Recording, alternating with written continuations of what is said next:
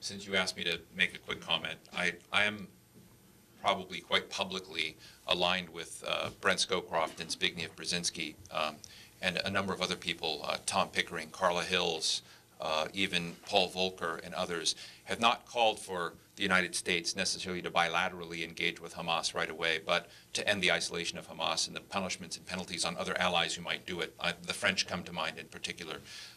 My view is that the political terrain in the region won't allow one not to eventually deal with and sort that out. Doesn't mean you appease bad behaviors, but not to have an engagement to me doesn't make sense. It doesn't make sense in terms of driving our policy forward. So I do believe in ending the isolation of Hamas there. And let me just say one thing about the Obama administration.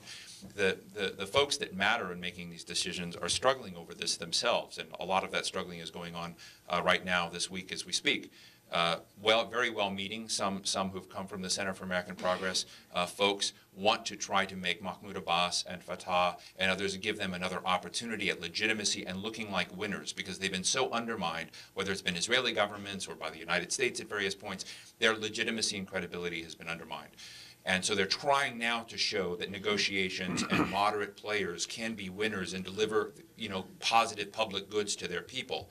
My problem is that in the current environment, I call that the too much, too late strategy. And fundamentally, it depends upon you not taking into account at all what has happened under the Bush administration and how that group collapsed in terms of legitimacy in the eyes of their people. So I don't know, dealing with Hamas is not a quick fix to anything, but not finding a way to sort of look at it probably continues the incrementalism and inertia that's been preventing any sort of leap forward. I believe there's no incrementalist way to solve many of these contending issues in the Middle East. You've got to begin in a very Nixonian way, begin imagining things that change the way gravitational forces have taken us. That requires strategic leaps of doing some things that seem quite impossible today, but you've got to begin thinking about a very different vision. So I am definitely an engager. This gentleman here. I also want to ask before we get here, Fox News, CNN, BBC, all have moved into the blog arena, and I'm a blogger. And you see Anderson Cooper's got his blogs and other people. Are you guys, I should know this, but I haven't seen it on the Al Jazeera English site. Are you promoting bloggers? Do you have Al Jazeera writers that are bloggers? How does blogging fit into your media awareness? Actually, as you know, new media in particular for us is a great opportunity, and we defend it. Al Jazeera is known in the region that it is the TV station that defend bloggers, because most of them or a lot of them face a lot of difficulty from regimes. Some of them were arrested. Some of these blogs were deleted and so on. Always we open our doors for that, and we encourage this. And we have one of the most active, actually, units of new media in the region. We have encouraged a lot of blogging. There is a free website that Al Jazeera supported from the beginning. In Arabic, it's called Al Jazeera Talk. It is regarded now as the most popular blogging site in the Arab world, where it's open for journalists, open for the public even, to write. It is not associated with Al Jazeera directly, because what is written there is not necessarily a representation of Al Jazeera. It is open forum of people to say whatever they want to say. But it is definitely given the opportunity by Al Jazeera. AlJazeeraTalk.com or .net. AlJazeera.net itself as a website, by the way, is the most popular in the Arab world. Al Jazeera Net English, 60% of the traffic comes from the United States of America.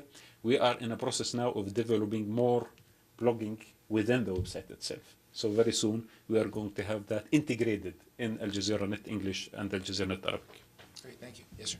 Yes, I wanted to ask the source of the anti-Shia movement in Al Jazeera, especially in Iraq and in the Gulf, Shia Arabs, excluding Lebanon.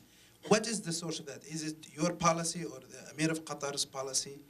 Second part of the question regarding the Saudi-Qatari relationship, you talked about the opinion and the other opinion, and the fact that you don't receive instructions from the politicians, but everybody knows in the Arab media here, I'm not sure about the Americans, that following the Qatari-Saudi improving relations, Qatar reported on Saudi Arabia like a 6-year-old ballerina. You don't report on Saudi Arabia, you don't invite any critics. Your coverage actually is even much softer than the Saudi press itself. So where does that order come from? From the Qatari Emir or from Sheikh Thaqib? You know what is interesting? That we are saying now that we have anti-Shia sentiment. The brother behind you said that we are pro-Iran, which is Shia, you know.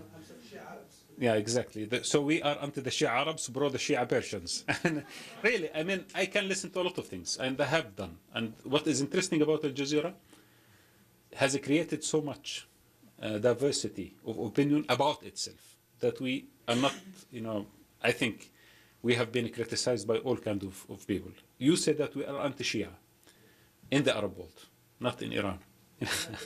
He said that we are pro-Persian Shia and pro-Hezbollah, which is a Shia again. Okay.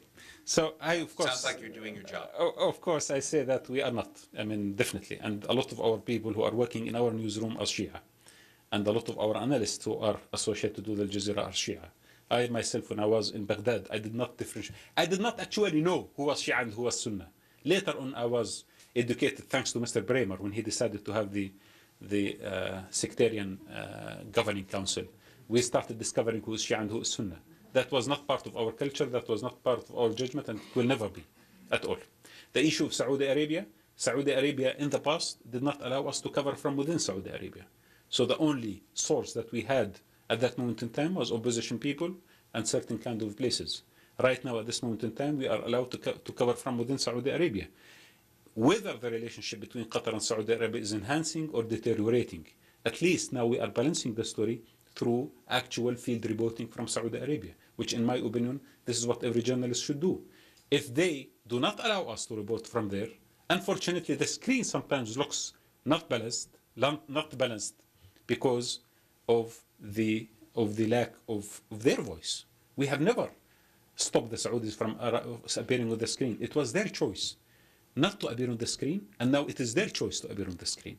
Like, actually, at this moment in time, the Iraqis do not appear. The Iraqi government has taken a hostile attitude against Al Jazeera, and they are not allowing themselves to appear on Al Jazeera. But we are continuing to be one of the most, coverage, the best coverage on Iraq. Okay, we may have many opposition leaders, but not because we would like to introduce many opposition leaders, because the other side is not allowing us to have a bureau. As you know, for 4 years now, we are not allowed to cover within Iraq because of the government ban on Al Jazeera. Very back, and then here. Al Milliken, AM Media. What pressure has been put on Al Jazeera for its coverage and images of death, collateral damage, and suffering? And since its beginning, has Al Jazeera changed its editorial policy or practice in that regard? So covering violence.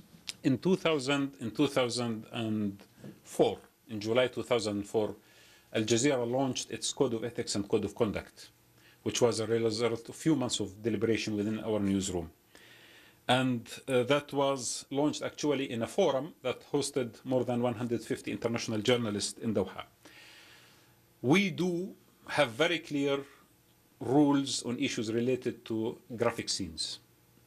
We do not, for example, show close shots of fragmented limbs and bodies and so on and so forth. And we do have also very clear standards on reporting conflicts in order not to go far against our audience, sensitive audience. However, we also do show images of war and destruction and people who die.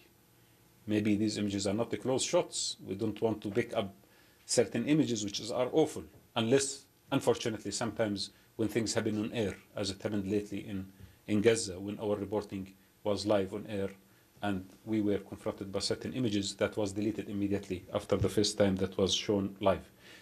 The philosophy of Al Jazeera is the following. You should show what destruction is all about. Otherwise, you will cover up the ugly face of the war. But when you show it with responsibility. So you do not go also extremely to the other side.